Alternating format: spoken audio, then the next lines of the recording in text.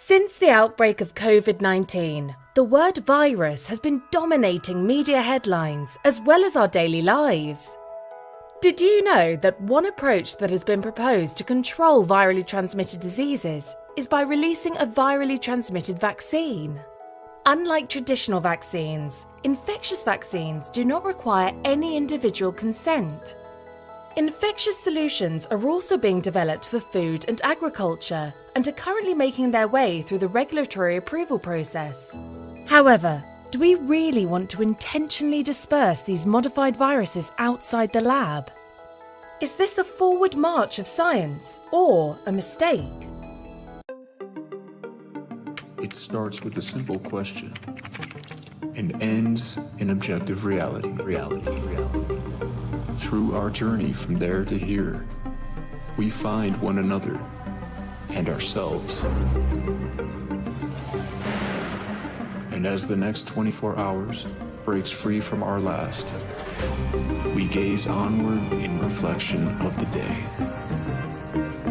Come to your own conclusions. Stay vigilant. Welcome to the Daily Wrap-Up.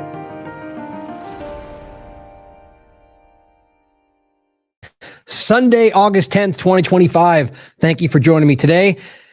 A really important follow-up to something we just talked about that wasn't something that it was a gut feeling based on the facts that I had in front of us around the direction that the U.S. government was going in contradiction to what the Maha movement expected, or really just the majority of Trump supporters as well.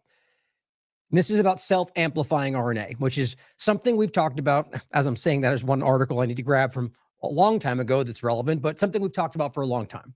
Not just self-amplifying, but self-spreading. And I started with that clip again because there's an overlapping point to all of this. If you remember the insect allies conversation with DARPA and a while before COVID-19, the Free Thought Project covered that. And we shared that as well, way back when. Same conversation. There's the different elements of all of this. But we're talking about something that overlaps with the way that these technologies are used. And the RNA conversation, also in food, that we'll talk about towards the end today, or the conversation about that in food potentially and where that goes, to me, put it simply, this is the direction they've shifted into, pivoted into. And I also argue, as I pointed this out, I don't even know how many times, that self-amplifying technology was actually the way the data looks. Again, I can never verify what the data they present is entirely accurate, but that's, all that we have in front of us. The data that was presented around that technology through not just Pfizer, but all the different companies involved. Self-amplifying was one of the first elements, it seems, that they created, produced, strove toward.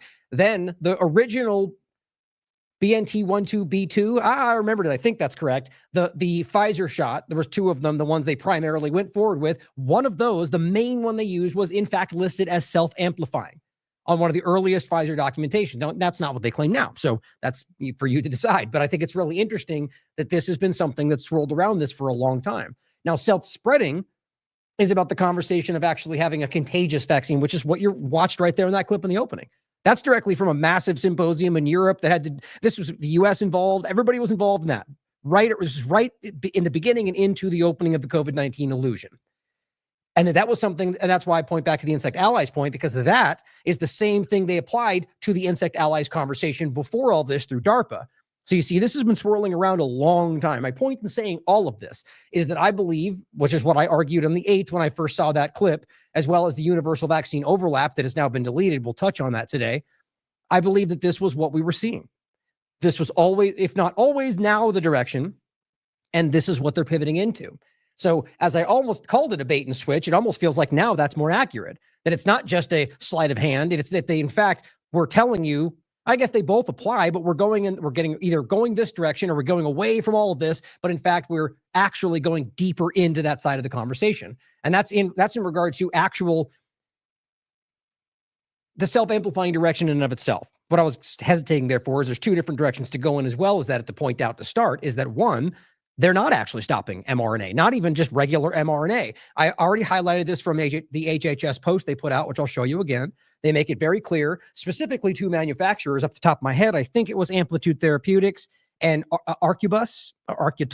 I'm forgetting the name exactly. I'll show when we get there. It's a major company And actually, I could just look really quickly since I have it all right here in front of me.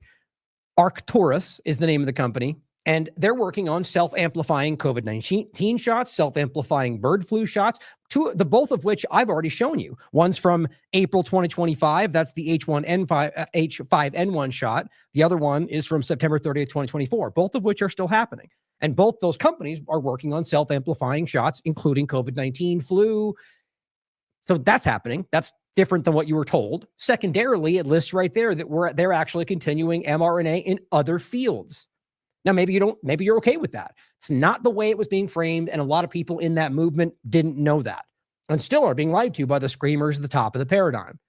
So it's important to understand that this is still happening, and then understand that it seems that as those same things are still happening, they're also pivoting the new direction into further down that hole of self-amplifying RNA. Or SamRNA. So mRNA, same conversation, guys.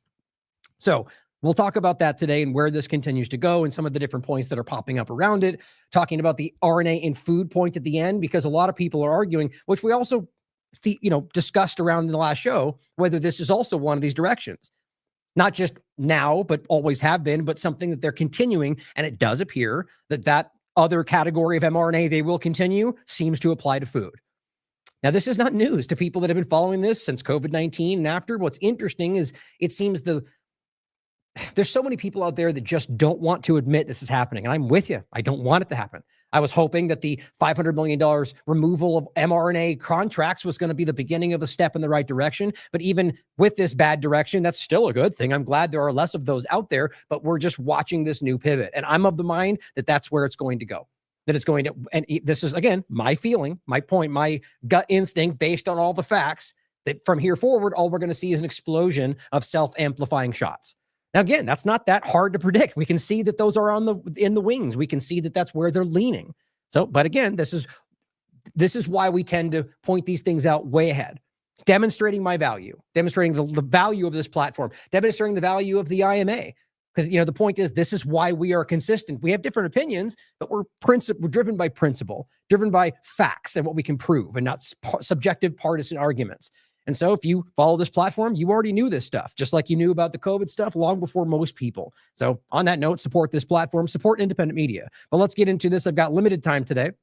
I'm going to be interviewing James Corbett tonight, which will be coming out tomorrow, around the whole Give WP data breach conversation, which is really interesting. I wanted to have him on to discuss that as well as some of the surrounding points around where it's going and whether he feels that was sort of targeted and just against people trying to circumvent the normal structure. And or maybe it was set up to do that. We can talk about it tonight. You'll be seeing that tomorrow, but I have a limited time, so let's get into it today. And I'll include his article about this, which is what we'll be discussing tonight, entitled Data Leak at Corbett Report and many other sites. Make sure you check it out. It's really important. It's only 11 minutes. It's worth checking out. And so quickly it has been resolved, but that doesn't mean that there's not more problems to be found. So we have to be, observant. I'm glad somebody found this. Now, a couple opening points I want you to see that I think are, and this one's just I wanted to include, but a couple other points that I think are really interesting, kind of for the same thing we highlighted just there about, what we were discussing recently. Now, I wasn't familiar with the Kobesi letter, simply saying breaking total U.S. debt has officially crossed the $37 trillion, above $37 trillion for the first time in history. You probably already heard this. The point, though, is just to think about what that means where we are now. Now, unless this goes shockingly back down the other direction, then we're clearly not going to be cutting spending costs. Government's going to grow. I'm sure you're already aware of that, but for those that are still holding on to this idea of the golden age, which may be golden age for them and for technocrats and Zionists and globalists, but definitely not for the average person, especially not for the average American, because we're sprinting in the same direction, which if you remember back to what we were saying the last administration before that, what you'll find is the continuation of the same agendas that the government wants to achieve with different flavors back and forth to kind of bat the thing up and down. But if you look over a long time, it's consistent. That's what James called the steps last time, that basically it's a stepping stone. One administration to the next. There's all things swirling around it, but at the end of the day, it still goes in the same direction. It's worth considering that. And on that same note, this was something we recently put out, and this on the note of winning and not really. Over 100 companies and nonprofits have now signed the White House's pledge to America's youth investing in AI education. Maybe you don't care about that. Maybe you think that's the best thing for everybody. Maybe you love AI. The point is always is that's not what conservatives who put Trump in that position were calling for. If he'd have said that when he was running, they would have booed him like they booed him when he's praised the COVID shot, because that is the opposite of what that aligns with the Great Reset and all the things we were talking about. And again, not about whether you think it's best or not, or whether it is best or not, but simply showing you that's not what they were promised. I think that's an important thing to highlight. I also agree that's the last direction we should be going in. And I put this as sarcasm because it seemed people asked, like, really? You think that's winning?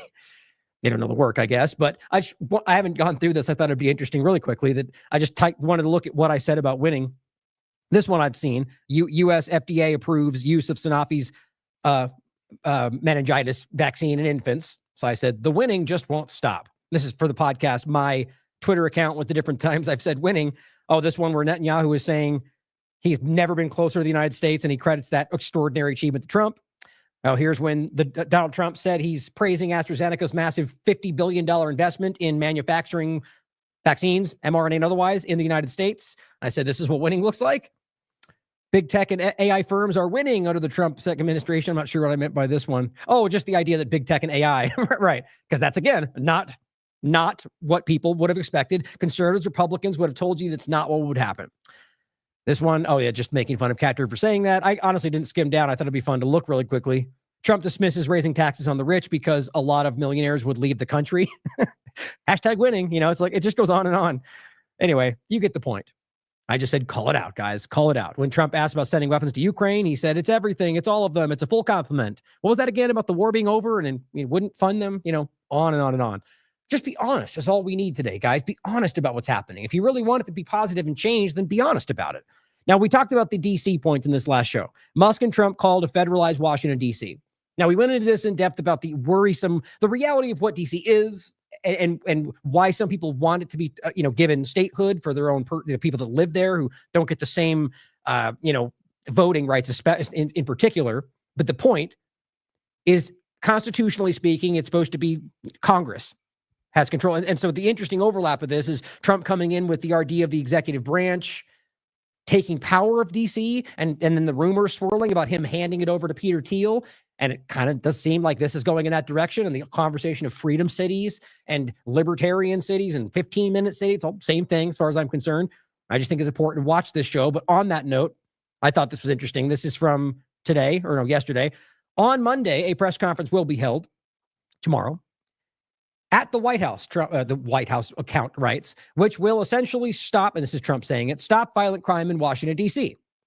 It has become one of the most dangerous cities anywhere in the world. That's frankly outlandishly ridiculous, but it says it will soon be one of the safest. Now, look, there's plenty of crime. It's very dangerous, like a lot of places in this country. But to make it only about D.C. is because they have an agenda about D.C. It's pretty simple. Hey, maybe they stop crime while they turn it into a 50-minute city. That doesn't change the fact that it was an agenda. And I think it's easy to see. Right? It's important to think about that, but please decide for yourself. And a press conference that will be held at the White House essentially will stop the crime. The press conference apparently will stop all crime. It's not what he really meant, but funny how words mean things. He meant that probably they're going to have a press conference and talks about how they're going to end that. Now, what do you think is going to happen? Do you think it's going to be more police? You think it's, is that what, I guess in some cases conservatives would largely want that, but overall, this is about more authority, more, control of less freedom, let's put it that way. And that's not what they think they're getting. Honest people are beginning to see where this goes, overlapping with immigration. We'll touch on another show. Plenty of horrifying things continue to happen. And I'll make a point about that after the Israel point about where this seems to be coming from.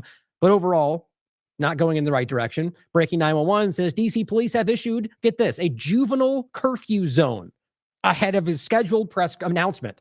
What is that? Now, something else I just caught wind of is this weird thing happening in, Nova Scotia in Canada, where they're banning people from going into the woods because of fires and stuff. Now, honestly, to be fair, I haven't gone too deep on it. I just kind of saw it as I was researching today.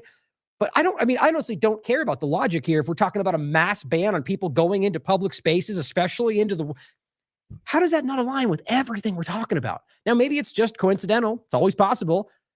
But I don't think it's actually about fires. At the end of the day, maybe just even top-down control. But really, there's so many other parts to get into which people tend to dismiss, just about what it means to be able to go into nature and what that does to you as a person, your psyche.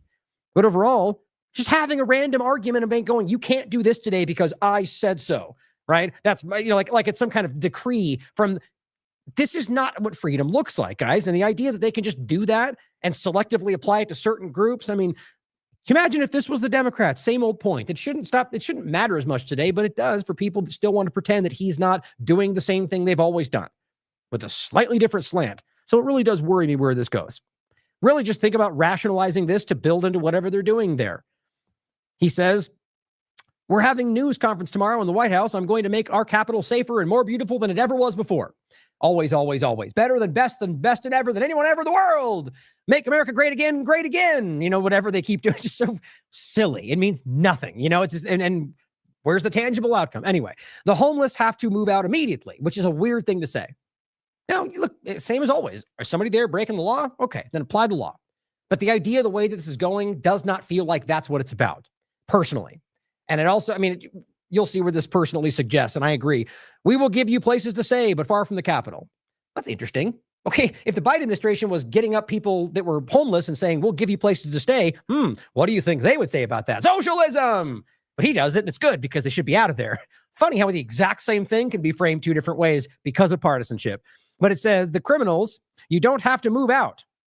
We're going to put you in jail where you belong. Oh, and how do you know they're criminals exactly? If they have a criminal record, then sure, put them in jail if they're wanted for a crime. But the idea that they'll just know that, by the way, so, this is the way they apply with immigration. It's somehow this broad thing. They just psychically know who is and who is not a criminal. They don't. They go after people that are brown. And it's coming out left and right now. We'll talk about that in the future.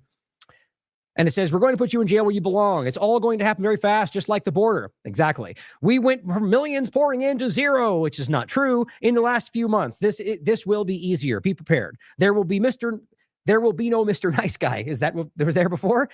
We went back. We won our capital back. Anyway, there's so many points to make about how weird this is and won our capital. But it says, thank you for your attention on this matter. Now, this person says, and I'm not familiar with, by the time people see see what this really is, it'll be too late. So this is opinion. It says, so the homeless are going to a concentration camp, aka institution, in accordance with a recent Trump executive order, which again, I hate the idea that any of these things actually continue off of him signing a piece of paper sent by himself. This is not the way the country's supposed to work, regardless of the narrative. And now it says the military will be used just like the border and be ready for concussion grenades and how is that not how this will ultimately go? They're not going to want to leave, especially if they're going to go to jail. So imagine, no matter how you agree with this and whether you think this should happen. I'm not even getting into my opinion on it. The point is that don't look at the subject, look at the precedent, look at the outcome, right? What will this allow them to do next time? Maybe with a protest that's in their way and they suddenly rationalize for the same thing. You have to ask about the legalities always. And right now they're rampantly lawless, really just a continued growth of that direction from previous administrations, but it's pretty wild right now. Now, two last points before we get into some hopefully quick points on Israel to then focus on the main part for today. This is what he said recently about, JD Vance was when he was tossed to about the meeting regarding them game planning the Epstein conversation. And remember, they laughed it off like, you're a bunch of stupid conspiracy theorists. Here he said. Isn't Vance hosting a gathering this evening to talk about how to respond to the Epstein situation? Is he working on what? Is he hosting some kind of gathering of top advisors this evening to talk about how to respond to the Epstein situation? I don't know. I could ask you that question. I don't know of it, but I think... Remember when I pointed out they were laughing before? So what were they laughing at right there? Clearly, this is not an opinion, guys. That shows you they were discussing something about this before. Otherwise, what was funny about that, right? So that showed me, and this is my opinion, that they were praying for that. Like they were ready to discount that because that's what the news said. And it's always good to make the news look bad. Remember how long ago we were talking about that, about wondering if they were, especially Trump's last administration, right? Where they would say something intentionally wrong to get the media to jump at it and then do something different. Now, this is slightly different. Or when the media gets wind of something they don't want you to see, they just change it and pretend like they were never going to do it and go, oh, you're so fake news, which they are, by the way. But this is one of those examples. Here's the man right here. I saw it reported today, and it's completely fake news. We're not meeting to talk about the Epstein situation, and I think the reporter who reported it needs to get better sources. And then they met and talked about the Epstein situation, which is the truth. So here's the interesting breakdown. If I can find my window, there we go. Okay. So J.D. Vance participated in a high-level meeting at the White House to discuss how to address the Epstein scandal after previously denying the meeting would occur. After the meeting was leaked, the meeting was moved to Vance's residence in the White House. Now, the reason I find that interesting to report is because somebody tagged me, and this is why I saw it. Literally, not because I was psychic, but just because I thought this is how silly they are. And that's actually what I said, that they're so binary, they're so basic in the way that they do these things. That's the way they go. They're the junior team. I've been saying that for a while. I said literally exactly what I said was the most likely to be the outcome. Not like this is even that hard to predict anymore, as the U.S. government is so very inept and transparent. So they switch the meeting and go fake news because it's not there anymore. That's laugh worthy. That's insanely small. You know what I mean? Like but that's who these people are. Now, I'm going to jump ahead really quick to the last thing I was going to show you today at the end of the show because it feels relevant and we'll come back to it at the end. David Icke says the dumbest of dumb governments in the UK, the dumbest of dumb governments in the US, the dumbest of dumb governments wherever you look, which I agree with, which right the pause in the point makes you wonder are they in charge? I find it hard to believe. If they were that stupid and inept and clumsy, somebody would do something. Well, okay. And he goes on, coincidence? Not a chance. Dumb people do as their shadow masters tell them. They are too dumb to do anything else. Now, you could change dumb out with greedy, profiteering, or the idea that the shadow masters, you could say lobby, or, whatever it is. The point is there's something clearly going on. And I think we're starting to, as a society, as a world, to start seeing this. Something else is dictating. This has been an old conversation. David Icke's been calling this out for years. Now, you may even disagree, which in some cases I do, about what he thinks is the general point, the larger point. But at the end of the day, we are watching a shocking reality of people that are, too stupid. I shouldn't go. The bottom line is it's clear that they are not good at this right now and are getting caught left and right. And it makes you wonder if even that's the point. But overall, I think somebody else is truly calling the shots. So they lied, got caught. I thought that was interesting, and it shows you what really is happening here in regard to, one, them trying to game plan, which is what it was, the Epstein conversation. So let's try and jam being honest about it and game planning the outcome into the same conversation. Good luck with that. They're lying to you. Now, let's talk about some Israel points. Again, I in a show where I've got more time, I'm going to go through this again, because even though we've been covering this the entire time and long before October 7th with a fine-tooth comb showing you exactly what's happening. Glenn Greenwald, to start off, says a Jewish professor this is a quick point on censorship and where the Trump administration and just the U.S. government is leaning. A Jewish professor of Holocaust studies, a Jewish professor who taught Holocaust studies, may now leave Columbia University because the text like on like her school material that she gave students, that she's always used well before this point in time, includes the Jewish philosopher Hannah Arendt, how do you say that? Arendt, a Jewish philosopher who compared Zionists to Nazis. Rightly so, if you understand even the most basic of things about Zionism trying to work alongside Nazis. Basic and provable fact. You look it up on Wikipedia, guys.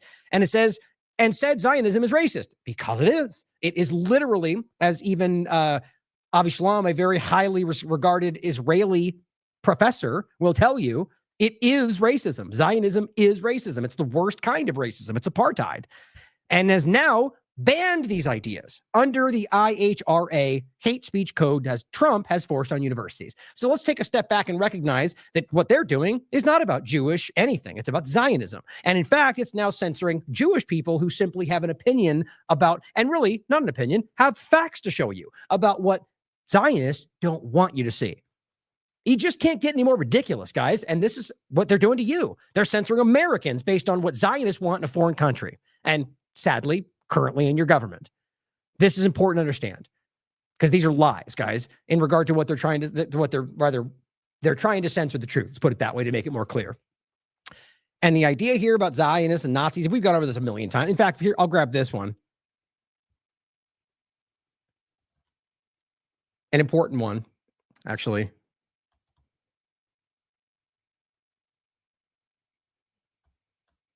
Damn it. I was going to hope and grab that article that I was saying earlier. There it is. I'll put that down there at the end for later. But so here, Zionism versus Nazism, Israel's connection to extremist ideology and ADL's history of faking Nazi marches. Now, we've also interviewed people like Dan Cohen, a Jewish person himself, who breaks down the exact same argument. In fact, Dan's the one that showed me how Zionism tried to align itself with Nazi Germany as well as Stalin, because they wanted a fascist entity to maintain their control. And they didn't want to work with the Jews in Europe. They did. I mean, it's just, I don't want to dive. I can go into it forever like we've done in the past. It's so obvious that we're being deceived. So now you're even watching Jewish professors of Holocaust studies being censored by Zionism because it's totally about Jewish history, right? Now, Israel is currently holding, not for the first time, a U.S. citizen. But you're not going to hear your U.S. government care about that because it's not an Israeli U.S. citizen. And that's my opinion. But look at this. A father of a 16-year-old American teenager who is being illegally held in Israeli prison right now. We've seen veterans held from they were on a flotilla. We've seen plenty of these. They don't care, guys. Americans killed in Gaza never got a peep on the corporate media. Have to ask yourself why that is. Netanyahu claims that many leaders agree with Israel in the world, which clearly they do, or they're forced to, but they can't commit to it in front of the country's public opinion. Oh, so we're all racist at this point. Everyone in every country in the world's racist, and the leaders that they pay are the ones that are honest. That makes sense. It says, look, we know you're right, but we can't stand in front of the public opinion in our country and say that's our problem, not your problem. It's obvious what's happening, and they're desperate. On top of that, this is Trump's Gaza negotiator resigns. How many of these do we need to see? Truly exposes that Netanyahu and the U.S. government collapsed the ceasefire, which time he's referring to, who knows? They've done it 50 times. When Hamas was close to agreeing to the deal. Every time they do this, and we've proven it to you every time. Bishra Baba, who secured Eden Alexander's release, says Witkoff adopted Israel's line and completely ignored breakthroughs in the talks. Exactly. Every time. In regard to what's going on with the assassination food lines happening in Gaza, this was actually reported by The Intercept, a lead contractor for security at the Gaza Humanitarian Foundation, which is Mossad funded, as Max Blumenthal pointed out, which have become mass killing grounds for starving Palestinians. Johnny Taz Mulford is a member of a Florida chapter of what's called the Infidels, a crusader-inspired motorcycle club opposing the radical jihadist movement. Sort of kind of thing that you see, like the tattoos you see on people like Hegseth. It's the same kind of overlap. That's the mindset they have. The Intercept reported that Mulford, a veteran and private military contractor, was recruited for the job in May. By whom? Mossad? He confirmed that he is currently in Israel, but declined to comment. America first, guys. Now, here is what your current government is saying in front of the United Nations. The world sees this. Everybody everywhere, even major conservative people, are starting to call out the obvious genocide. Even Trump said they're starving people because he's recognizing that he's losing by holding that line. And here's what they're saying in front of everybody. This is what evil looks like in my mind. It is unfortunate that members have again taken advantage of today's meeting to accuse Israel of genocide.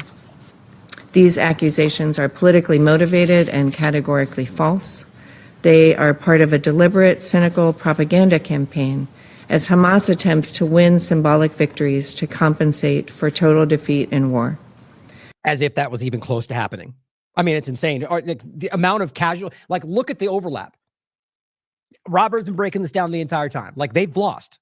Now, they've killed a hell of a lot of innocent people, so you could call that a loss in its own right. You should. But in regard to military achievement, Israel lost like they've lost every other time before this against Hamas. Look it up.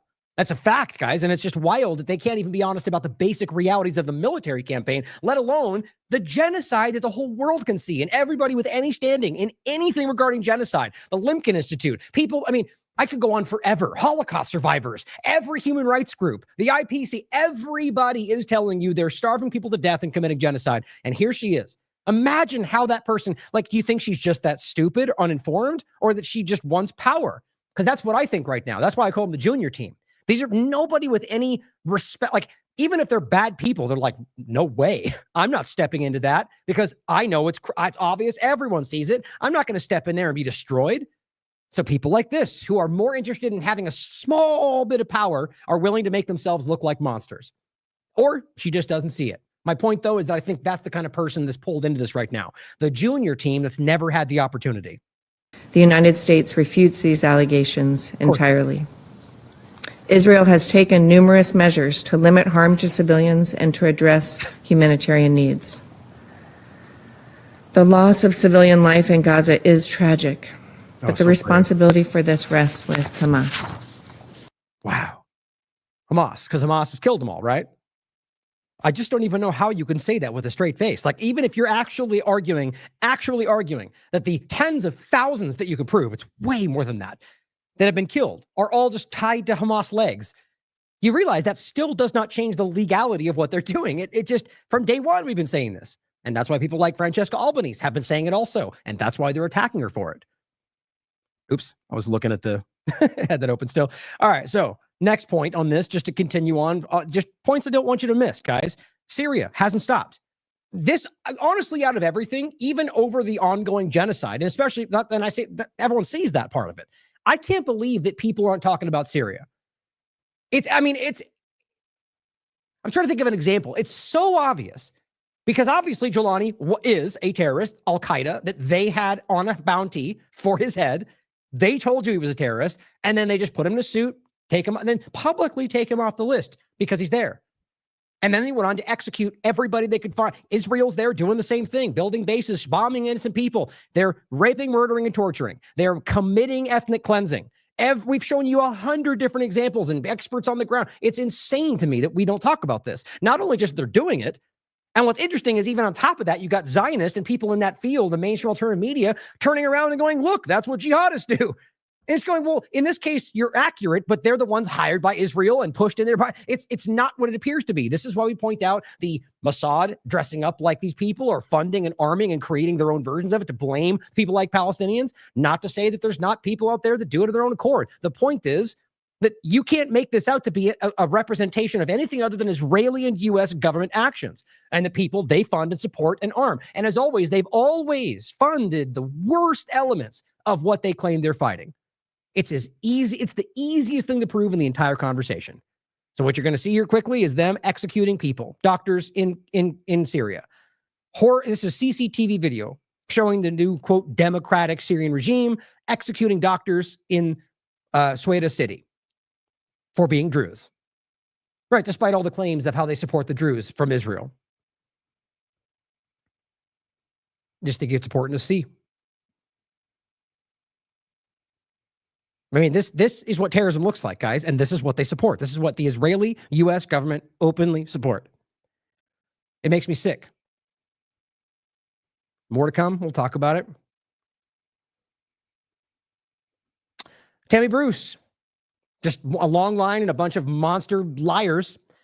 Best known for defending the so-called Gaza Humanitarian Foundation. As she literally said, the GHF has been a great success. Imagine saying that. You could argue they're not killed, that it's only Hamas, right? But to say it's been a success, it just shows you how absolutely captured they are. That's crazy. No, what's success at what measure? Maybe success at killing Palestinians. They haven't successfully relayed that much food at all, if any. I mean, it just blows my mind. And reading its statements verbatim is what she was doing amid daily massacres by Israeli forces, which even people at the World Food Program, people that worked there, have told us publicly. Executing them because they're executing them.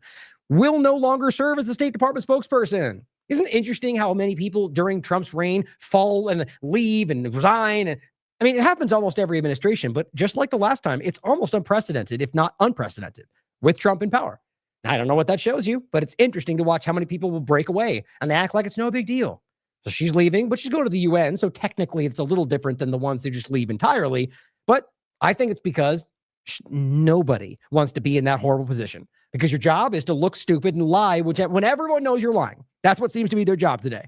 And Trump has now named her U.S. Deputy Representative of the United Nations. Oh, great. So she can represent more Zionist interest in the United Nations. Mohammed Safa points out a crane that has been installed by Israel in the aid distribution sites. Apparently, this crane is the technocratic future of the United States. It's killed 1,500 plus people so far, simply waiting for aid, injured 10,000 more. One of the characteristics of the crane is that it's controlled automatically, without human intervention, detecting danger, who knows how, based on probably Palantir AI with the Lavender and Hubsar, but that's what they're doing, on its own and firing on its own.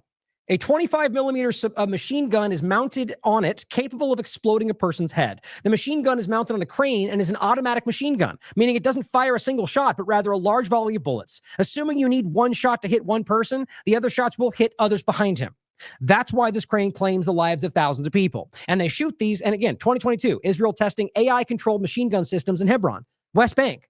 This is not new, and this is just the extension. This is where it goes. Simple point, guys, and we will go over this more in the future, is this is just automatically firing on a bunch of innocent people, as we've heard from the Green Beret, we've heard from the World Food Program.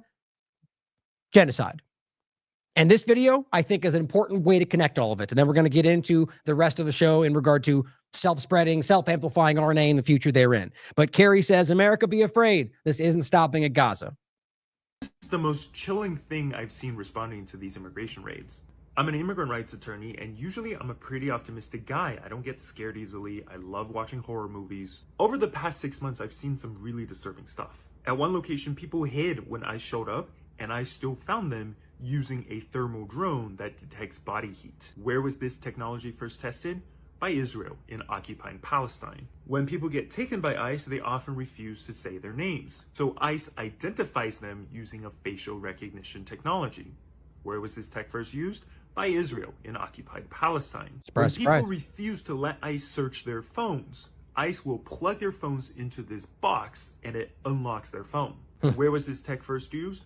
By Israel in occupied Palestine. Guys, that's the insane. amount of dystopian tech that the US government has taken from Israel to use in its own country is terrifying. And this is why freeing Palestine and abolishing ICE goes hand in hand.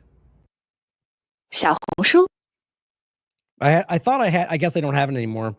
I've got a video, or I've played a video, but you guys know this, but I was hoping I had it offhand, of where you have Israelis at these international weapons sales, which is just weapons trafficking, but it's okay because they sell to governments, though, who kill far more people than anybody in the world. But that's the good stuff. The point is, they call it battle tested. Things they use on Palestinians, from little cans that explode in children's hands to massive weapons they don't want you to know about. They test them on Palestinians and then they sell them as battle tested.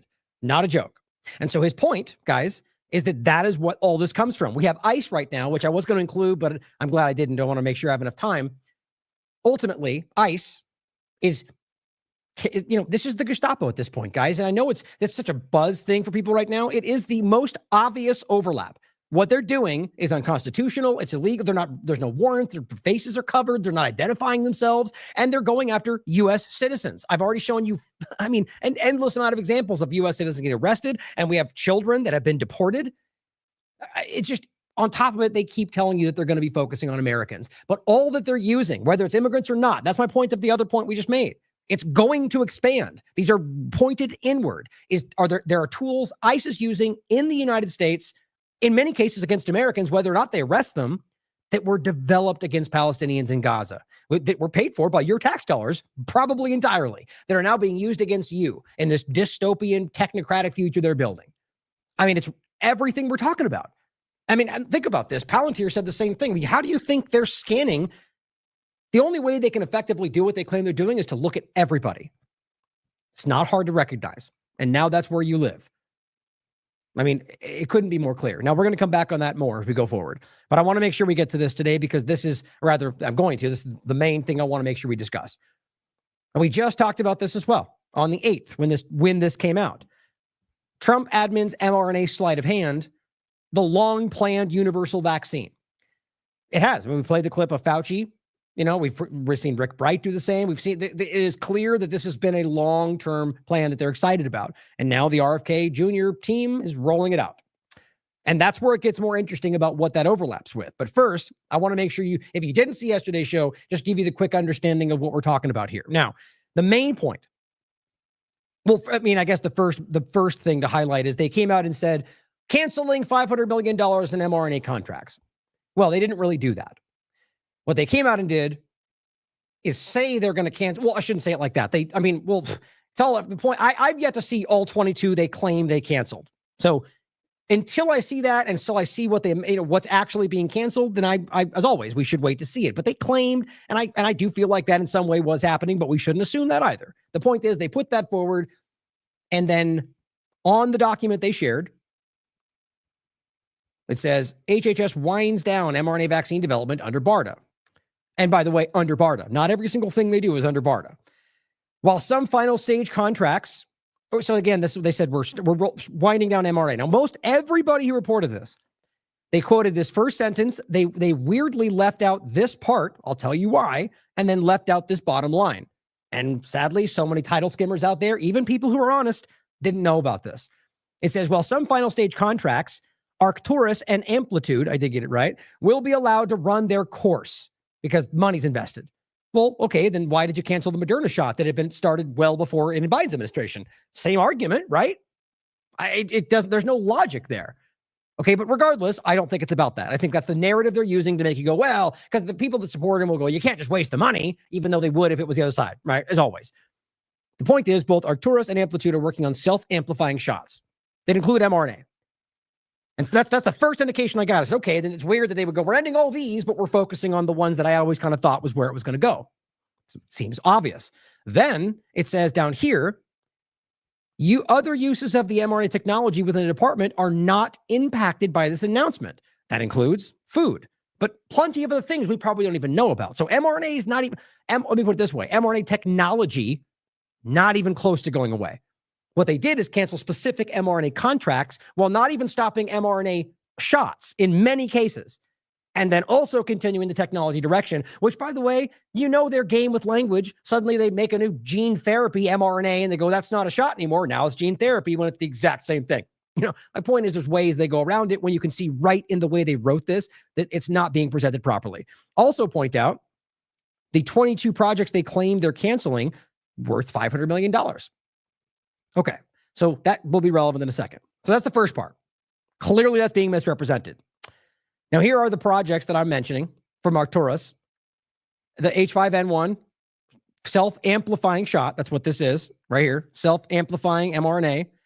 And then SamRNA. Not always with the dash right there, but same point when it's either just Sam or SA-mRNA. The point is that's one of the ones that are around bird flu, which is now what their universal platform is supposed to work for flu, bird flu, COVID, all of it. So they are still making COVID shots, even in that. This one, I mean, technically that would be a confusing way to say it, but the one they're making would include COVID within the shot they're making, but still, again, continuing these other COVID shots, mRNA included. This is the one from September 30th, 2024, self-amplifying mRNA COVID shot, Arcturus. So that one is continuing. So not only just self-amplifying, not only just mRNA, but COVID-19 shot included. That seems like a lie, like a very poorly crafted, small deception that that anybody that looked would have seen right through. Weird. Now, this got deleted, or something they put out about this. It's all in my head. I'm sorry. I'm trying to do it quickly for those that, if you saw the last show, you know where this goes. They came out with this tweet. Maha action. It says, RFK Jr., we're developing a universal vaccine at NIH, which is a vaccine that addresses the entire phylum of viruses. It's a vaccine that mimics natural immunity, and it is effective against any kind of mutation. We believe it's going to be effective. Now, they deleted this tweet. I didn't know that till today. I was on What is Truth podcast. It might be out already. I'm not sure. I think it was live. Good guy. Enjoyed talking to him. He brought this up. I hadn't seen it yet. And we watched it on the show. And so they deleted this, which I find really interesting, which we'll play for you. But Luther simply says, why did Kennedy delete his tweet about developing a universal vaccine? Grok, his screenshot, I can't verify that Grok said that, but it was deleted from that account. True Stream Media, we showed you this in the last show. They had captioned it, right? And there's the link if you want to try to find it. I wasn't able to find it anywhere, like on the way back machine, but I do have the clip. Simply showing you, it says RFK Jr. told everyone straight up what his job at HHS secretary is to restore trust in the vaccine program. That's where he is. So we're going to play this real quickly just so you can see it again because it was deleted. But then we're going to talk about the overlap of this new universal platform and what it is, which we showed you on the 8th, right? Josh Walkos did kind of a deep dive on this in particular, which you'll find very interesting, where the funding comes from and some stuff that I had planned to go deeper into, which is the actual documentation of it, which I haven't seen really anybody do yet, but we'll go into that. But the point, before you miss it, before we go beyond it, is simply that we were deceived about what this was. And I think it's very clear now, as we'll go into more in this next part of the segment, that the self-amplifying direction is clearly what they're pivoting into, and others that I'm worried about. But where were we? Here, we'll play the clip and then we'll go through the platform. Now we're developing a universal vaccine at NIH, which is a vaccine that addresses the entire phylum of viruses. And so it's a vaccine that mimics natural immunity. And it... Well, but wait, I thought natural immunity was a conspiracy. Now, obviously, he knows that he's been one of the few that have always told you natural immunity is important. Interesting, though, right? For many, even people sitting around him, people at the NIH who have told you before that natural immunity is, it's just weird how these things pivot around, isn't it? And it is effective against any kind of mutation. So it doesn't drive the virus to mutate. And it could be effective. We believe it's going to be effective against not only coronaviruses, but also flu. And it's going to be a much safer and much more effective vaccine. Okay. Why would you delete that? Genuinely, that seems like, other than the fact that it was unpopular, which shows you that they're really clearly trying to cultivate how everything looks, which doesn't seem honest at all to me. Now, HHS NIH launched next generation universal vaccine platform. This was the May 1st one I showed you a while back. Remember, we showed you this in May. I think May 4th, we showed you this way back before this was a big topic. Yet again, you would have known about this well before the social media conversation if you watched this platform. And there's plenty of other independent media, I argue, are doing the same thing. Now, it says the initiative represents a decisive shift toward transparency, effectiveness, clearly, and comprehensive preparedness. Is that, preparedness is always one of those words. Funding the NIH in-house development of universal influenza and coronavirus vaccines. Now, to be clear, this hasn't happened yet. Now, they have these two they're working on, both of which are something. But the point is that the way that lists almost sounds like they may end up just making universal COVID shots and universal flu shots, which is one of the variations of what they're discussing. But they include candidates, as we told you on the 8th, BPL 1357 and BPL 24910. So that is important to understand because of what these things are, as we'll go into next. Before we get to that, this was the one that Josh Walko shared just to show you on the NIH as well. It's called the beta propiolactone inactivated whole virus platform, which we went over, right? They argue they have a lot more side effects. I still argue that even the whole virus old version of these are less than we've seen from mRNA. But also, it's the ones that people have argued, and they call it a conspiracy theory about whether you can get sick from them. They say it's in fact inactivated, but there's clear evidence that's not always, whether they fail at that part of it or whether that's not that it doesn't work. So interesting to see. We're going back to this. But my mind on this, again, not forgetting that they're not stopping mRNA, this whole thing may be a head fake. But if it's not, it's interesting that we're seeing this new direction in regard to using the old technology, which maybe this whole thing is about, look at it like this. This in and of itself is still an experimental step. I don't know why we're okay with that with what we just went through, but it gets more interesting than this. Now, before we go to Josh Walko's post, this is what I wanted to read from you from the May 13th post about this, which sets a couple of important points you might have not seen. Trump administration's universal flu vaccine project puzzles scientists. You see, it was very public, just weirdly doesn't get a lot of attention in certain fields. People against other respiratory viruses that could cause a pandemic, such as bird flu, coronaviruses, just showing that they're doing this toward stopping these things, which a lot of people don't even feel, there's a lot of varying opinions in the partisan side that very statement alone would cause them a problem. That's why I'm always trying to point that out. But it says, quote, "I'm glad to see that this administration is still wanting to invest in developing next generation influenza vaccines and respiratory vaccines in general." And not what a lot of MAHA people would have wanted. First of all, it says the project plans to use an approach that would involve injecting people with a whole flu virus that's been killed with a chemical to render it harmless, which there's a whole, if this fully becomes real, and is being given out, we'll probably go over that point also about that process and what there's also points to be made about that. But it says, but is still capable of stimulating the immune system. Most vaccine experts consider the whole virus approach to be antiquated. Now it says, and then there's the price tag, $500 million. Right. So they stopped funding for $500 million for 22 different random projects and then just pivoted that $500 million right back into COVID-19 flu shots or universal for both. So let's recognize, one, they didn't stop spending anywhere. And that's the case of the larger point, too, that they're spending way more than even previous administrations. But on top of that, that it just seems they just reorganized and they're still making both mRNA from before, mRNA projects, and still then putting that money back into things that are experimental and COVID-19 flu related. Just feels like sort of a manipulation, doesn't it? Now, other aspects that are, it goes on to say, especially at a time when the health research funding has been slashed, the money was originally earmarked. Yeah, so that very money was earmarked for COVID-19 next generation shots. So they're doing what was supposed to be done with it. Another aspect that's raising eyebrows is the fact that the technology called a beta propiolactone inactivated whole virus platform was developed, and this is important to me, by two NIH scientists, Dr. Matthew Mamoli and Dr. Jeffrey Taubenberger.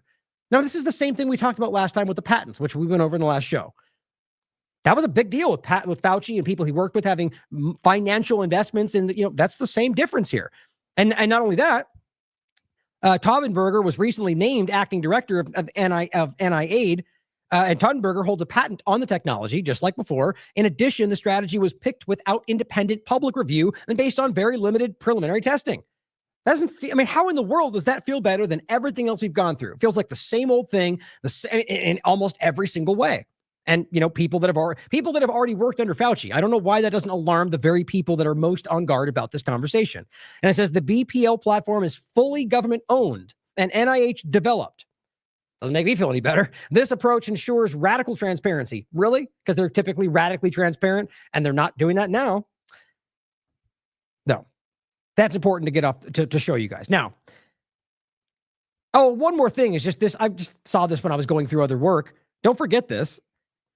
This is from one of these major studies we showed you. So they're still, guys, making things toward COVID-19 or the flu, which is, if we understand now, of course they locked this down. Oh, wait. Okay, good. I was going to say, I thought they had a paywall. Is that we know the reality of this, right? This is, as far as I can tell, the last standing, this is the most relevant, the body of evidence. It's done by the Ioannidis group. And the point is, at a global level, before vaccinations were given, the infection fatality rate may have been as low as 0.03% and 0.07% for under 59 years old. Well less than the flu. And then, so 0.03% for under 59 and 0.07 for 69. That's shockingly less than the flu. And the best part here, the most alarming, 94% of the entire population of the world is within that category. So they lied to you. This thing was less than the flu from day one. We know that because Imperial College lied to us, and we can prove that. They used their own that's what they're paid for, in my opinion, or at least specifically Neil, what was his name? I'm forgetting his name now. But anyway, the point, it was never dangerous, at least not in the case the way they framed it. And it's the flu, it's the same thing. We're always being scared into these things. So realize this is the science. They're claiming to follow the science, or just the body of evidence of the scientific work shows you this if you look across all of it. And they're still telling you need shots for it. I think that's worth pointing out. Now, Champagne Josh here, Josh Walkos came out with this on the 8th. That new universal vaccine RFK Jr was just touting? It's called BPL 1357, a beta propiolactone inactivated whole virus universal influenza vaccine developed in-house at NIH, but you'll never guess who's funding its production. Specifically, the Bill and Melinda Gates Foundation overlap with somebody else. I'll show you that right now. So here's the document. You can check it out for yourself. Actually, I should download this on the TLAV server in case this disappears. But here's the point he was showing, by the way. Shout out to Josh Walkos. Good work. And this is the post he was showing right here. Here it is, screenshotted. Preclinical development at good manufacturing practice and good manufacturing practice production of the vaccine have been facilitated by a gift fund from the Bill and Melinda Gates Foundation to NIH. Great. So it seems Bill Gates is working with the people that have patents on this work, and they're remember when Trump met Bill Gates and he said they had a great meeting about the future of vaccines? Yeah. But people don't want to talk about that because Bill Gates will be in prison. Just wait, right? Save him for last, or whatever Q is saying. The reality is, guys, you're being played. They're working with exactly who they told you was the biggest enemy. And whether it's Gates or whoever you think.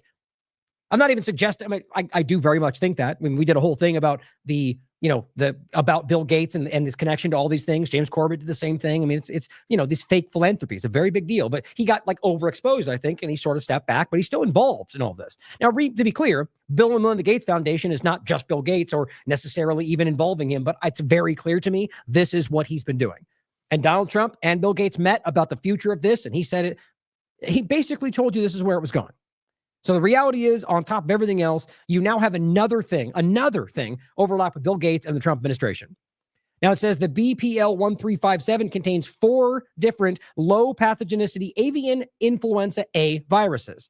Each has a different hemagglutinin and neuraminidase, I'm probably mispronouncing that, subtype. The Data and Safety Monitoring Board on the BPL 1357 phase 1 trial is right here. That's where we got the link from for you. Now it says one more thing. The National Toxicology Program lists BPL as reasonably anticipated to be a human carcinogen. Nothing new there. Seems like everything they do is like that. Where was that? Oh, there it is. Reasonably anticipated to be a human carcinogen, which, by the way, in most cases means it really is, and we know it'll probably hurt you. There's things out there that we know are shockingly dangerous in that very regard, and they still go potentially carcinogenic, because of moneyed interest and so on. Well, maybe not. Question everything, but my point is that typically when you see it, that it just gets rested in that place. And so it's a smaller point in the larger conversation, but this shows you that it's not something. It's more dangerous in different ways. Goes on to say, here's a screenshot of the post that was deleted after backlash, along with the announcement for the Universal Flu platform that uses this. Here's the post we showed you. There's the clip he shared. Thank you for that. And he says, a working link to the aforementioned next generation vaccine, which we just showed you. So I think it's really important not only that this is direct tied to Bill Gates, but the overarching point in all this is that it's just the continuation of the same kind of direction, whether or not mRNA. It's worth wondering, it's worth considering what the real point of all that was. It's sort of like the point they make with the partisanship. You could make it about the fact they really want you to use proper pronouns, or you could recognize that that was just a means to an end for control, for influence, for censorship, any number of things. And you can see it doing the same thing from the right, if you're actually paying attention. Now here, I went through this a little bit. Again, you can find this in the show notes. Here's the one he showed you. But as always, what have we looked for in the past? And this is really preliminary, guys. When this actually is something that they're selling as a product, we'll do it again. But here's what it says. Risks of specifically BPL 1357. The risks for administration of BPL 1357 are not well known. Fantastic. But again, that's something that will they claim, flush out during the research. But isn't it funny how that's the same thing we got when they put out the Pfizer shots? And it says, as an inactivated influenza vaccine, the risks are presumably similar to other inactivated. Oh, good. I'm sure we can assume all the way to being sold and put in your arm.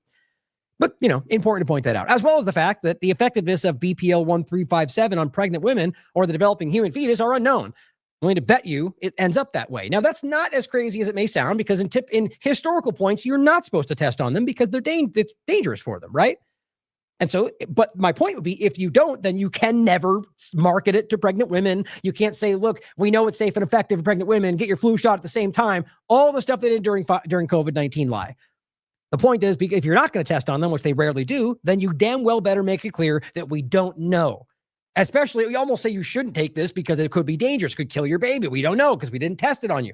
We've gone over this a million times. Let me see if that even pops up. It's been a long time since I've searched for it. Oh, maybe it did. Look at that.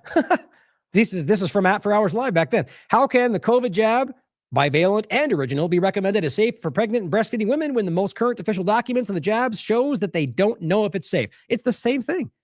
No data available on pregnancy. And they not only did they sell it, they told you should take, and then get your flu shot right next to it. Same point there. The point was that I don't want to grab that one too. That same thing. You look it up. They don't know. They didn't test them alongside of the vaccines. This happens every time, man. And you would hope that RFK would be the different one, but it doesn't appear so.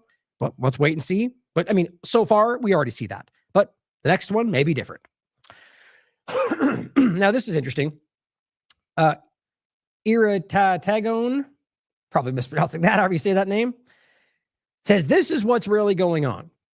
They ban, in quotes, which I agree with the framing right now, 22 mRNA jabs. Meanwhile, 400 Self-amplifying RNA jabs are in the process of being patented under the guise of treatment for cancer. Yeah, like the Stargate platform. Who didn't see that coming? It's worse than your run-of-the-mill mRNA. Because my point at the time was, how in the world are we going to think they're going to pull back a $500 billion Stargate platform involving Oracle and Larry Ellison and SoftBank and OpenAI and all the different things, and then just yank it back because he decides they don't like it that day? Which I don't even think they really mean, guys. Clearly, we can see that. So now it starts to make more sense. That's just my opinion. Well, the facts do show us this is where they're pivoting, but I don't know about Stargate yet. But how does that not fill in the blank? I think that's where this goes, especially with all she's pointing to, and I'll show you the link. It's worse than your run-of-the-mill mRNA. I agree with that. So here's I looked this up and I said, what a weird page. And it just says it's called the SamRNA Research Foundation. Very little information. There's really nothing else to find on here. And so I was like, what is this? Where is this coming from? And so I asked Grok, which I very rarely am doing anymore, but I was in a rush, and ultimately I feel like I'd have more weight for people on this. And it says the SamRNA Research Foundation, also referred to the SamRNA Co. Limited, is a privately owned company focused on developing self-amplifying mRNA technologies. Now, the names don't ring a bell, but if they do for you, let me know what you think. Founded by Dr. Shi-Lung Lin, Chief Scientist Consultant, and Dr. Jeffrey Hung, Business Manager. Now, whether the Chinese names mean something more to you or not, I mean, it certainly, to me, it depends on what's happening, right? Let's remember, from the origin point, this was both China, United States together, at least in the research that took place before all of this, whatever you think actually happened.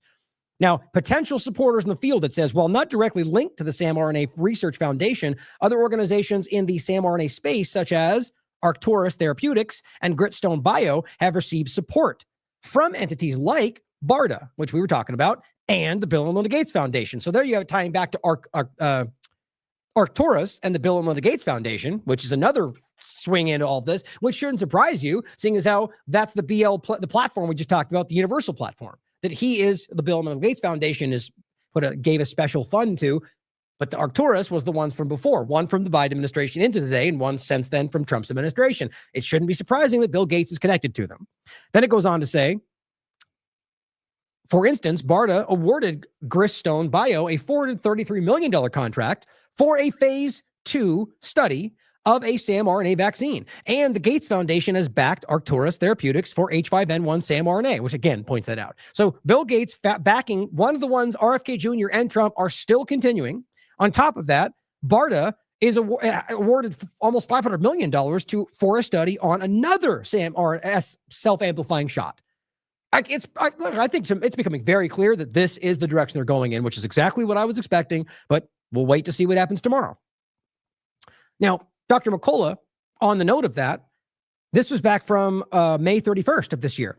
New study, COVID-19 replicon SamRNA injections induced, surprise, surprise, severe blood abnormalities in 93% of trial participants. So look, this is specific in this one, the COVID-19 replicon SamRNA injections. The point, though, guys, is he's talked about this. I've talked about this, where this is going, and what they're now currently pushing forward as the focal point is just as bad, if not shockingly worse. You know, think of it like CBDCs are bad, but don't worry, we've got the stablecoin version, and finding out that's way worse. It's what they're doing everywhere. Steve calls them the bait and switch administration. He says this may be the most acutely toxic COVID-19 vaccine thus far. Lipid nano, it's LNP, nCoV, SARNA, O2 vaccine, self-amplifying. It's just they're trying this everywhere. This is the direction, and now they're all rushing to get there. Recognize. And oh, look, he's talking about the self-amplifying mRNA injection trial in Uganda.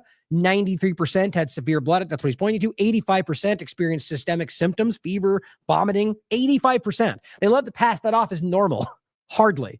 Thrombocytopenia, same things. The McCullough Foundation put this out. Self-amplifying mRNA, that's what the replicon is implying. Oh, you know, and I should see, again, these are things that I've talked about so many times. The simple way to look at this, and again, I'm not a expert, but I'm pretty well versed on this stuff. I've interviewed McCullough many, many, many times. I've been doing this work around this topics before COVID-19, but much during that time frame. Self-amplifying, you could think about it like, see, this is my point about the Pfizer shot and having the original one listed as self-amplifying, and what they tell you, no, it gives you one spike protein. It goes in the muscle, one time and it's over, right? Well, what did we find out? Nope, not even close. It continues to make spike protein going on seemingly indefinitely. We just covered that recently. We have studies all over the place where it says, I mean, I could bring up the Red Cross point again. I love bringing that up just really quickly for you to, because the studies are attached to that. So I called the Red Cross out, if you haven't seen that, where they literally back in 2022 said, we don't label blood as vax versus unvax because it doesn't enter the bloodstream from the COVID shot. And I just said, here's yet another peer-reviewed study that finds that you're wrong. SARS-CoV-2 spike protein vaccine sequences circulate, spike mRNA vaccine sequences circulate the blood up to 28 days after. And then here's another one, same thing, and another one, same thing. And the point is, we can see today that some people are still producing spike proteins. You know why? Because that's what a self-amplifying shot looks like, at least in part. And so these are what we're dealing with. Something that continues to pump these things out as if that's somehow what we want. Now, the argument is if you're making a universal shot, right? It can keep pumping out the thing that applies to everything all the time and you'll never get sick again for the rest of your life. Sure. Color me skeptical.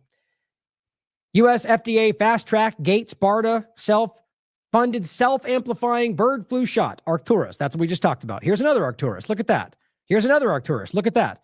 Here's another Arcturus. Look at that. Here's, this is a different one. So look at this. 4 out of the 5 self-amplifying shots that Dr. McCullough or the Peter McCullough Foundation is pointing to as coming are self-amplifying made by Arcturus. So we go back to the point of what they're telling you and they say, don't worry, we're winding them all down except for some final stage that will continue to run their course. Now, Arcturus is not the name of a shot, guys. It's the name of a company making shots. And that's the point. They're still making these and they're leaning in heavily to self-amplifying shots. That's where this is going. It says there are currently at least 33 replicon mRNA injection candidates in development. It's becoming abundantly clear that the pharmaceutical industry and captured regulatory agencies have zero regard for the massive safety concerns of undefined synthetic mRNA replication resulting in uncontrolled toxic antigen production. It's exactly what we've been talking about the entire time. On top of that, let's not forget, peer-reviewed science finds mod RNA injections cause cancer. Oh, this is the wrong one, actually. Here. I was doing it quickly earlier. This one. This one? Well, I'll include this one too. Now, the point was we made a very clear point about the modified RNA. That's the whole point, right? They tried to tell you it was mRNA. It wasn't. N1-methyl pseudouridine modified RNA, which is one of the major reasons it was really hurting people. And so my point is they're just continuing down that path. And so it's the modified, the manipulation, the genetic editing, the process. And so all they're really doing is just trying to continue, like to edit, to modify this in a point to where it's hurting you in the same way. They're not really shifting that, maybe in slight differentiations of the modification, but then keep and making it to where it will produce even more. Here's a clip that McCullough Foundation included. I have major concerns, particularly about these new self-amplifying replicon injections, in which that was just approved for adults 18 years and older in the European Union, as well as in Japan a few years ago. And now they're trialing them here in America by Arcturus Therapeutics, funded by the Gates Foundation, as well as BARDA. And so they're developing these. And the problem with self-amplifying mRNA is it basically acts like a virus in your body. It gets in there and starts to self-replicate, and you're going to have massive antigen production, toxic antigen production.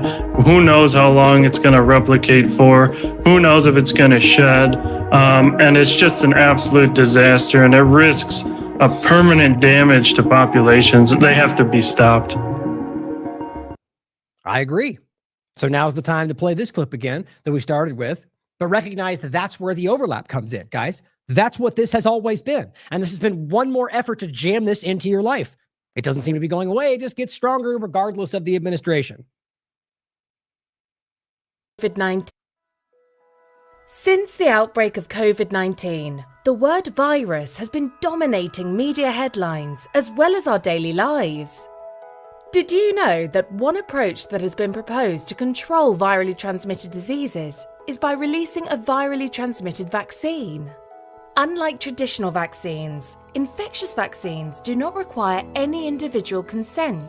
for the podcast, it's showing a woman on a couch touching a child, a pregnant woman, and then these little virus things that look just like the COVID virus or whatever you want to think that is, are all floating around and going into their bodies. And then from the pregnant woman into another child. No informed consent. Almost kind of sounds like they're happy about that. Infectious solutions are also being developed for food and agriculture and are currently making their way through the regulatory approval process. Many of which are literally in your lives right now, guys. However, do we really want to intentionally disperse these modified viruses outside the lab? Too late. Is this a forward march of science or a mistake? Join our live event at the 2020 Euroscience Open Forum. 2020, September 2nd to 6th. Involved a hell of a lot of people. The point is, guys, this was where it was going. Sort of feels like an event 201-y kind of thing. The point is, it's always been the aim. They very clearly are going this direction.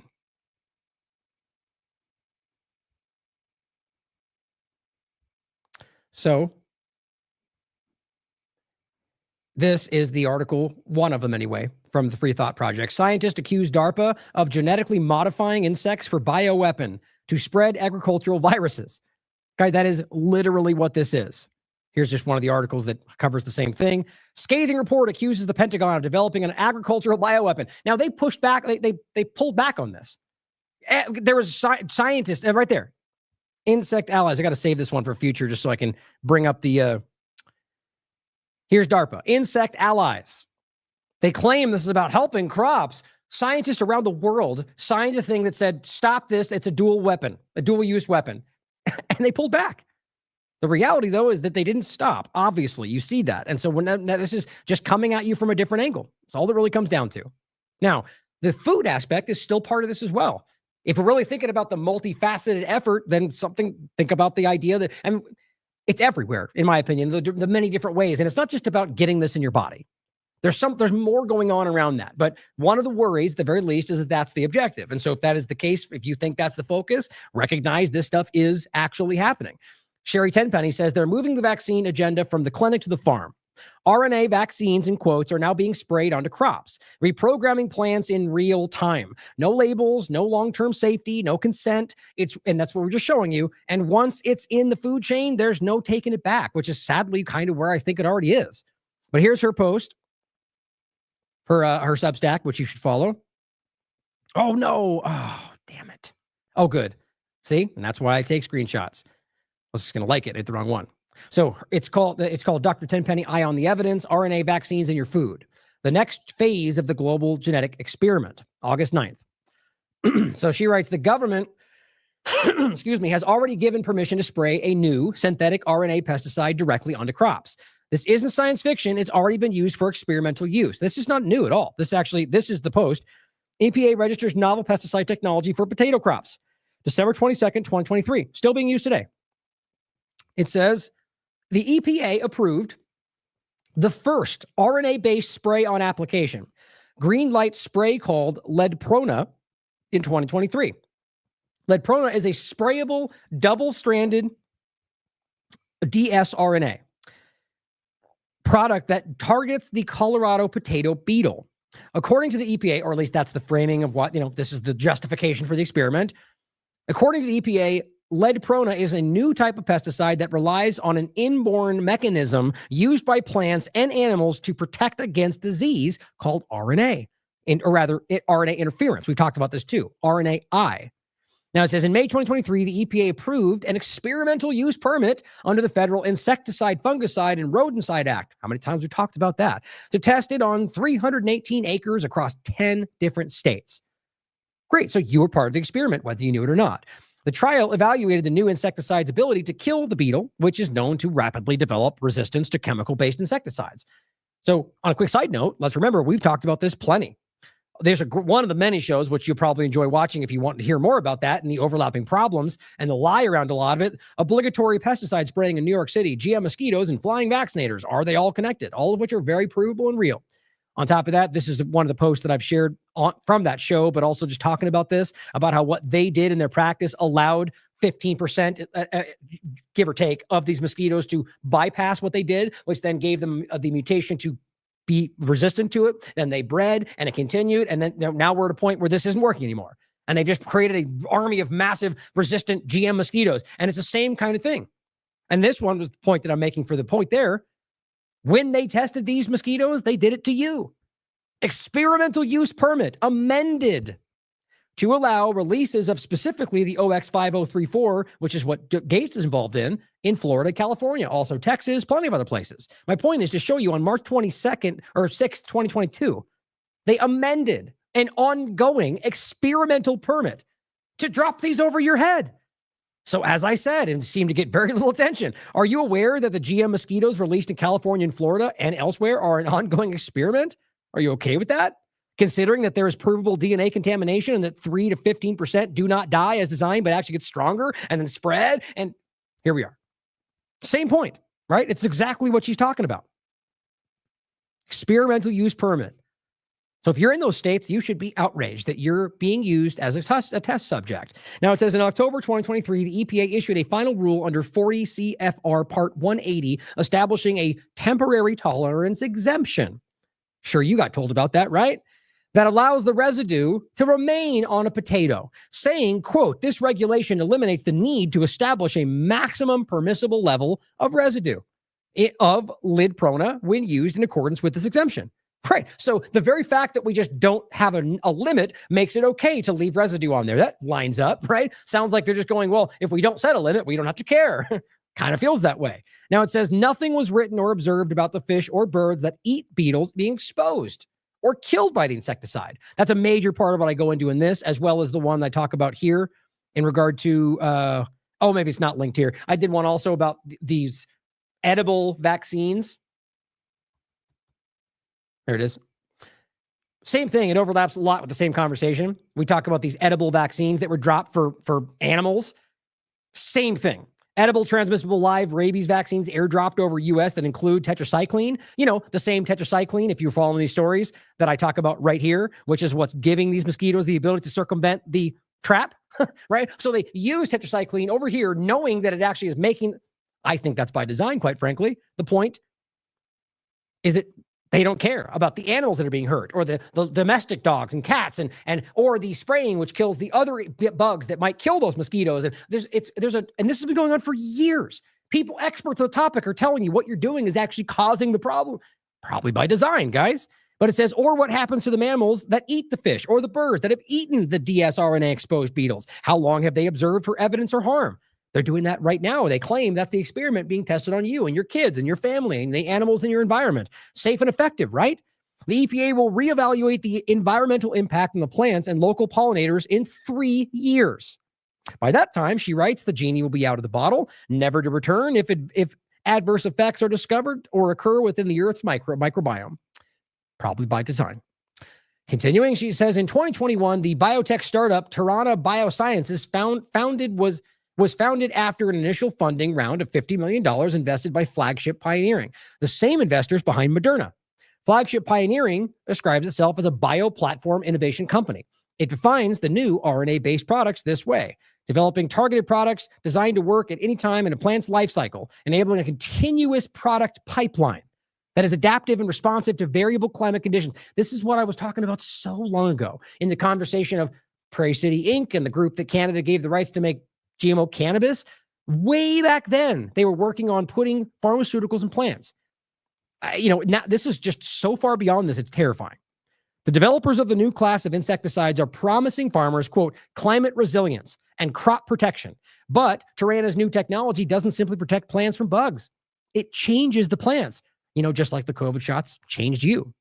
The spray-on RNA delivers engineered RNA molecules into the plant through tiny tears in its leaves. When the RNA enters the plant cells, it can reprogram the plant. And all the links are in here. It's directly from their documentation. And they're even praising it in some ways, right? But if you read what they're saying or their tweets, unlike GMOs, which are locked into seeds, when this method is applied repeatedly, it has the potential to change the plant over and over again in real time. Tirana's CEO compared it to loading new software into a computer. Only the computer is your food. Just like the computer before was the platform for the shots. Remember the plug and play Moderna thing? Same funding, There's something going on, guys, and this is where it's going. Using the language of nature, we can give plants new instructions. That's what they wrote. Yielding adaptable solutions rooted directly in the plant's natural physiology. Our approach opens a new world of possibilities in annual and perennial crops for the benefit of farmers, people on the planet. Okay, even if you think this is worth investigating, ask yourself how in the world it makes sense to test this in 10 states across the country or wherever, just test it in public, experimental use. Because the problem she's pointing out is that this is not something you can take back when you realize it destroys all the food we can eat or whatever. And I don't think that's by accident, guys. This is insane. Compared to, even if it turns out to be the best thing in the world, doing this without knowing the consequences is insane, if not by design. Compared to Ledpora, Tirana's RNA is far more advanced. It doesn't remain on the surface of leaves. It enters the plant and affects the cells where they replicate. Tirana appears to have submitted an APHIS field trial permit for a tomato-based RNA application. Permit date, June 30th, valid through January 30th, 2026. A field trial. Okay, what if it happens like with Monsanto and it crossbreeds with other? I mean, this is not a joke. And people know this. Maha knows this, and they're doing it anyway. According to the article by Michelle Perro, MD, published July 31st, 2025, quote, I guess it's not a quote. It just simply is going, I thought that's a quote from her article. It says, within just a few years, she cautions, she's framing the article. She cautions these changes could ripple through and destabilize the entire food chain. Or at the very least, that's clearly possible. And it says impacting everything from pollinators like bugs and bees to the delicate balance of the human gut microbiome.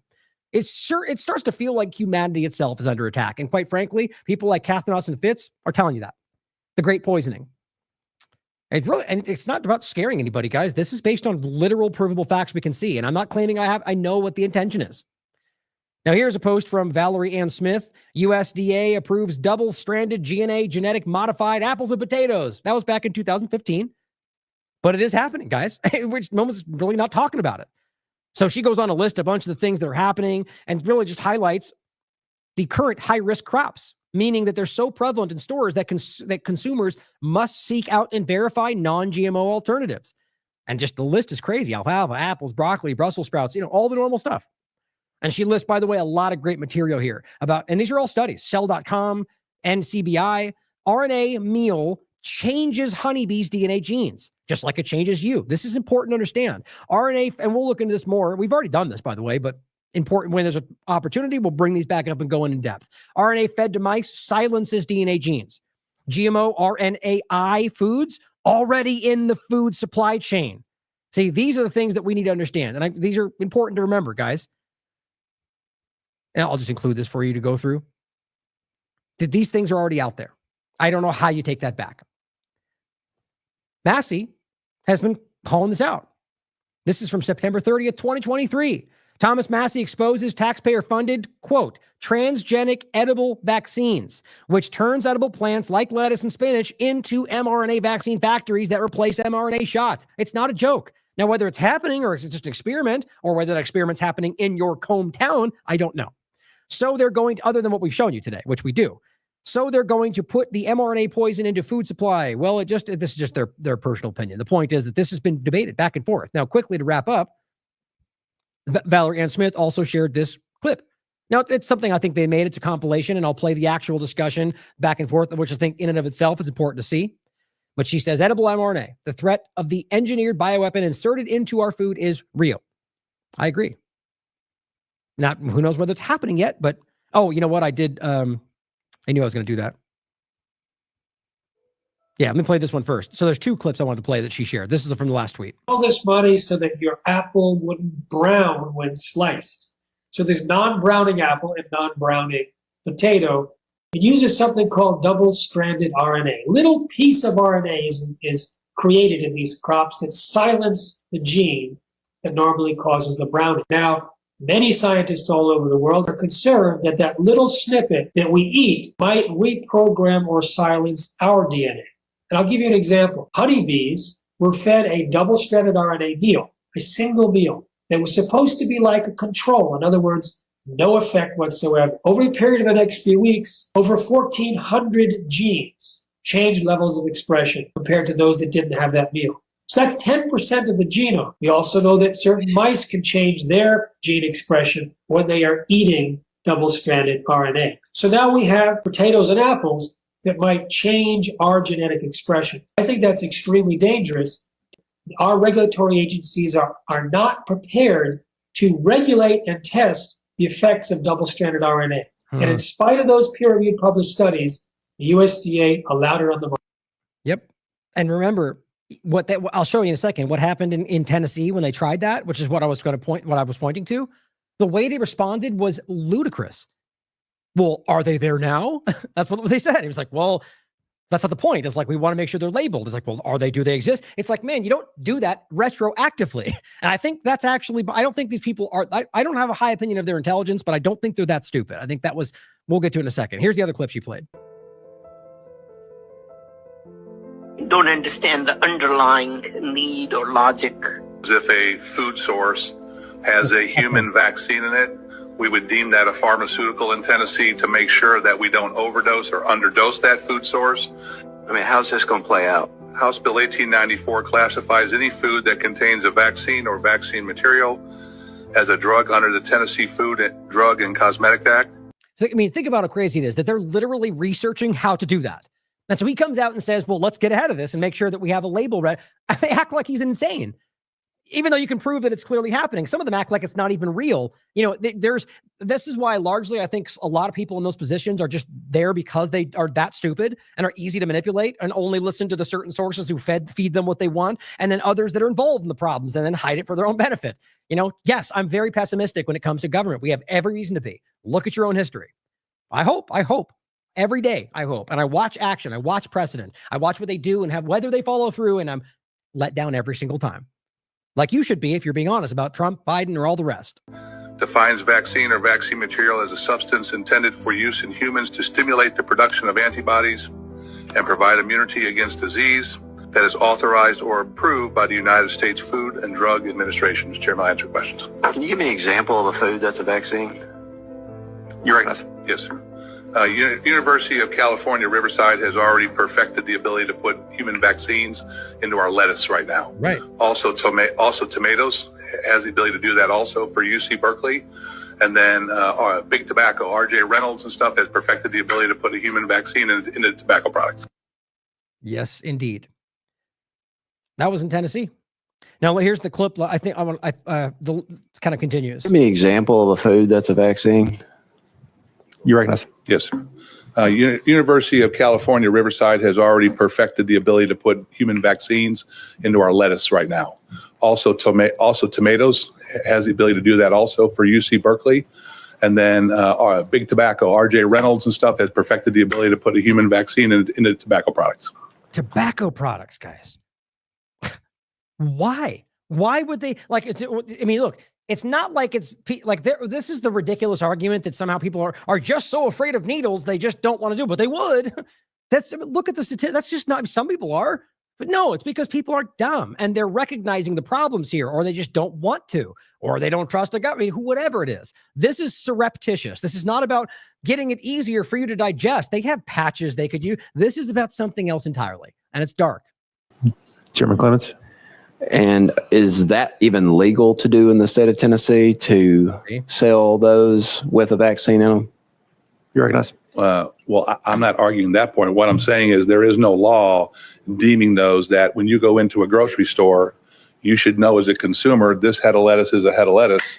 The head of lettuce right next to it could contain a vaccine in it. Yeah. All we're saying is if it does have the vaccine in it, make sure it's listed as a pharmaceutical so people can get the proper dosage. Doesn't that just seem like, well, aside from the idea that he seems to be, maybe he's got an ulterior motive in it. He's just trying to set the normalization of it. Maybe this is the point.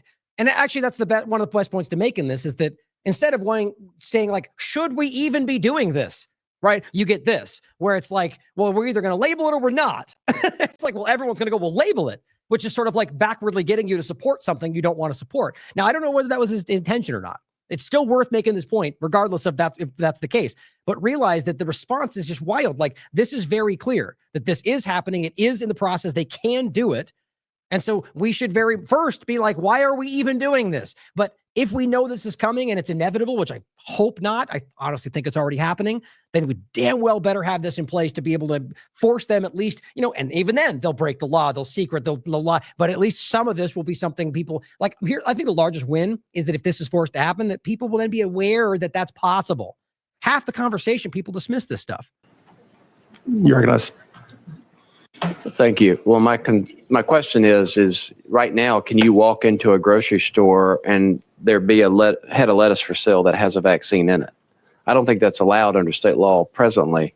And if it is, and you have to list it as a pharmaceutical, are we going to then have Walgreens pharmacists with a refrigerated section? I mean, this is just ridiculous. Like this feels like a question designed to make it, to muddle it. And, based on the idea that this is happening and we want to make sure they get the right dose, makes it very specific about how this is supposed to work, just simply labeling it to understand whether or not. And this is the way he goes. How's this going to play out? You're recognized. Thank you. This is more of a consumer protection bill right here, is to make sure that if you're going in to buy tomatoes and there's a polio vaccine in there, that you are aware of what you're buying has a polio vaccine. The problem you have is if it's not treated as a pharmaceutical, being the size and difference between you and me, how many tomatoes do I have to eat to get the proper dosage versus how many tomatoes that you have to eat? And if you eat too many, do you get a overdose? God. And again, you can look at the whole clip. The point is they kind of look at him like he's just losing his mind. Like it's stupid, like it's irrational. The science is there. They're telling you they're successful at it. You can see people in positions of government who are arguing that. And your response is like, well, that's silly. It just shows me either these people are that inept at just lacking just critical thinking in general, or that they're boxed out of that, or like just deliberately staying away. Like if you came out and said there's another vaccine style coming out and we want to make sure people are aware it exists, it's the same logic. And they'd be like, well, that makes sense. Something around this is very ridiculous. It's unsettling to see the way they respond to it. And again, to the earlier point, whether it's because they're there because they're this stupid or because they're this willing, they're shadow masters, as David Icke puts it. Did I close that? Oh no, I got the last couple here. Oh, and I'll show you this too. I thought it was last ones. But the point being is that, they're there because they're either that bad or stupid or unable to process the information, or because they're compromised enough or corrupt enough. I'm sorry to have this such a pessimistic view, or just bad view of our government, but pessimistic. But the point is, it's very obvious historically. Just in this administration or the last however many we look at, these people are not acting in your interests. And I'm just so exhausted that people are out there trying to say otherwise when it's, look at how it ended. It's always the other side that made it happen. Fine, whatever. Just acknowledge that it doesn't ever happen. That's all I am. And then hopefully understand that it's just the government. And that's how it's always been. Now, I did this, and many others, by the way. This is from 2021. Self-spreading vaccines, self-amplifying mRNA vaccines, and COVID vaccine, menstrual disruption, 2021. If you support people who are giving you the information that you can research, where you can educate yourself on it, there's source material you can verify way before you get this stuff anywhere else, then support the last American Vagabond, because our track record speaks for itself. Consistently, whether it's Israel, East Palestine, COVID-19, Lahaina, way ahead of the story. Don't forget even Lahaina. We're like this, just getting distracted. These points we put things out that then become a center point in the conversation and never even get looked at again outside of the people that follow this platform. Happens over and over and over. And look, it's not about TLAV being focused. It's about the information going the way it's supposed to. And yes, of course, we all want credit for doing the work that we do. But at the end of the day, you'll be ahead of these stories if you follow people that care about principle over partisanship. Simple as that. And last, again, to recognize what David Icke said in the beginning, which is what I was referencing, the dumbest of dumb governments in the UK, the dumbest of dumb governments in the US, the dumbest of dumb governments wherever you look. Coincidence? Not a chance. Dumb people do as their shadow masters tell them. They're too dumb to do anything else. And this is just a person making a post about the UK, but guys, it's everywhere you look right now. It is everywhere you look. You think these things are unique to the United States? It's everywhere. The UK and United States, Germany, Israel, they're leading this charge, and it's insane. It's against human interests, like the species. At least in my opinion, look at what we've seen. Maybe that's the whole point. Maybe it's about somebody trying to use this as a dual weapon. I don't know. But all I know is that it's important that you understand what the facts show and understand where it's going and give you the opportunity to say something about it, to stand up and petition your government if you think it'll make a difference, to stand up and protest if you think it'll make a difference. You know, educating yourself so you can be informed when you make your choices. Shocking how little that seems to happen today. So thank you for tuning in. If you want to support this platform, there's plenty of links in the chat. There's links under every video. LastAmericanVagabond.com, guys. It'll be there for you. Thank you. As always, I love you all. Question everything. Come to your own conclusions. Stay vigilant.